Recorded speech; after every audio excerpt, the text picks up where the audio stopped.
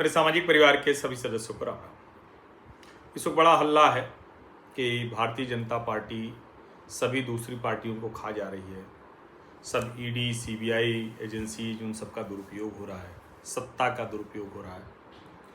अब सवाल ये है कि क्या ये मतलब इस पर चर्चा करें कि सत्ता का दुरुपयोग होता है नहीं होता है, या सचमुच अगर पार्टियां दल बदल से प्रभावित हैं तो उसको ठीक करने का काम होना चाहिए।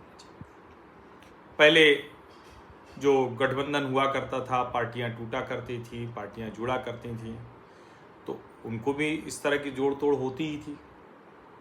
हमारे उत्तर प्रदेश में एक दिन के मुख्यमंत्री बन गए थे जगदम्बिका पाल, हालांकि नहीं बन पाए तो मुख्यमंत्री की सूची में वो नहीं आते हैं। कई जगह पूरी की पूरी सरकार लेकर लोग इधर से उधर चले गए।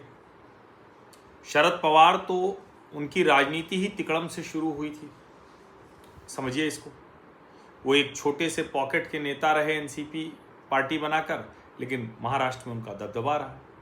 पार्टियां गठजोड़ के जरिए ही काम करती रहीं, वही गठजोड़ में नेता इधर से उधर जाते रहे। फिर अभी इतना हल्ला क्यों? क्या हल्ला ये इसलिए क्योंकि अब उसी सब का लाभ भारतीय जनता पार्टी उठा ले रही है, जिसके पास सत्ता भी है, ताकत भी है, 22 राज्यों में उसकी गठजोड़ के लोगों की सरकार भी है। और इसीलिए सवाल बड़ा होता है कि क्या सचमुच ये राजनीतिक दल बदल नहीं कराने देना चाहते? ये बौद्धिक लोग जो आज चिल्ला रहे हैं कि दल बदल हो रहा है, बड़ा गड़बड़ हो रहा है, या फिर इनको लगता है कि भारतीय जनता पार्टी ये दल बदल करा ले रही है, अपने पक्ष में लोगों को करा ले रही है, इसलिए परेशान है। अब जाहिर है एनसीपी हो या शिवसेना, जब टूट हुई तो उसका लाभ भाजपा को मिला, लेकिन यह भी तो सच है कि लोग टूटने के लिए तैयार बैठे थे तब उसका लाभ मिला। और उद्धव ठाकरे और शरद पवार अपनी पार्टी नहीं बचा पाए, अपने भतीजे को शरद पवार नहीं संभाल पाए, वरना कौन सी वजह होती कि ये ना हो पाता। कर्नाटक में, मध्य प्रदेश में पार्टियां टूटी और फिर से लोग चुनाव लड़के आए। अब चुनाव लड़के आने पर तो किसी को आप ये कह नहीं सकते कि दल बदल करा लिया, जबरदस्ती हो गया, गलत तरीके से हुआ। अभी जो 58 लोग विधानसभा में चले गए तृणमूल कांग्रेस के, वो तो तय करके उन्होंने अपना अलग गुट बना लिया।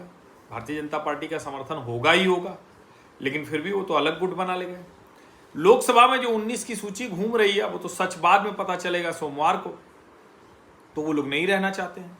और मैं कोई उनके साथ नहीं, वो लोग बड़े मतलब दीन ईमान नहीं है, बड़े हल्के लोग हैं जो लोकसभा और राज्यसभा में पहुंचे हैं कि अपनी पार्टी कमजोर हुई तो उसको छोड़ के भाग लेते हैं। लेकिन इस सब का समाधान क्या है?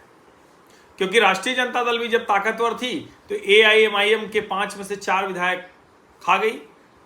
जब कांग्रेस पार्टी सत्ता में थी राजस्थान में तो अशोक गहलोत, सचिन पायलट सब ने कहा कि वो तो विकास के लिए जरूरी है, ये आ जाएंगे इधर तो इनके यहाँ विकास होगा। तो फिर नरेंद्र मोदी डबल इंजन में क्या गलत कहते हैं?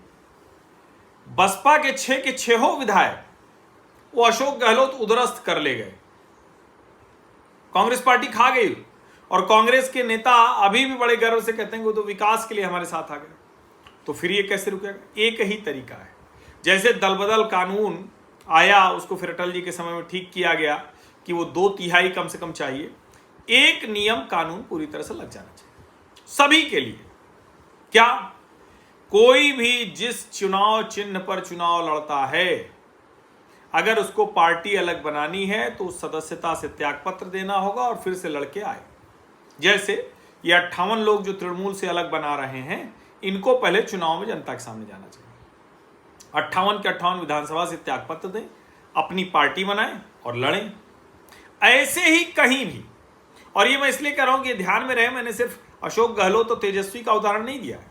उद्धव ठाकरे भी गठजोड़ में चुनाव लड़े थे भारतीय जनता पार्टी के साथ, और वो प्री पोल और अलायंस मतलब पोस्ट पोल अलायंस तो बाद में होता है, लेकिन प्री पोल अलायंस अगर है तो फिर वो अगर जाए तो उसको फिर से आना चाहिए लड़के। प्री पोल अलायंस को पोस्ट पोल अलायंस में ऐसे नहीं, मतलब कहीं कहीं सुधार करना पड़ेगा। तो 2 चीजें, पहला, अगर चुनाव किसी चुनाव चिन्ह पर लड़ा और वो चुनाव चिन्ह छोड़कर दूसरी जगह जाने की कोशिश है, पार्टी तोड़ने की कोशिश है, दल बदल करने की कोशिश है, तो फिर से चुनाव लड़के आना होगा, नंबर 1। नंबर 2, ये प्री पोल अलायंस आपने किया तो उसके बाद आप पलटी मारने की स्थिति नहीं, और अगर पलटी मारने की वो स्थिति बन रही है तो उसका क्या तरीका होगा? क्योंकि अगर आप प्री पोल में हैं तो एक तरह से तो आप उसी दोनों पार्टियां एक दूसरे को सपोर्ट करती हैं, दोनों पार्टी के नेता होते हैं, दोनों पार्टी के मुद्दे होते हैं।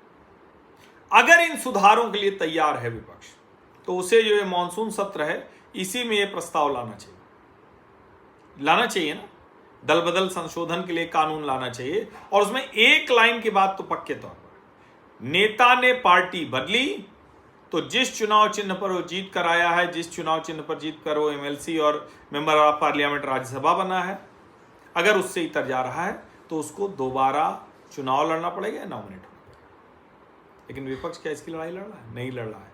वो तो बस चाहता है कि भाजपा कमजोर हो जाए तो कल से ये सारे बौद्धिक जो है ये फिर से बेईमानी शुरू कर देंगे और फिर ये कहेंगे नहीं नहीं कांग्रेस तो बड़ा अच्छा कर रही, कांग्रेस तो विकास के लिए कर रही। यही है जो फिर अमित शाह को, नरेंद्र मोदी को ताकत देता है। उनको पता है कि ये बेईमानी करने वाले लोग हैं, इसलिए आप अगर गलत करेंगे तो उस पर भी सवाल उठाने की स्थिति में नहीं है।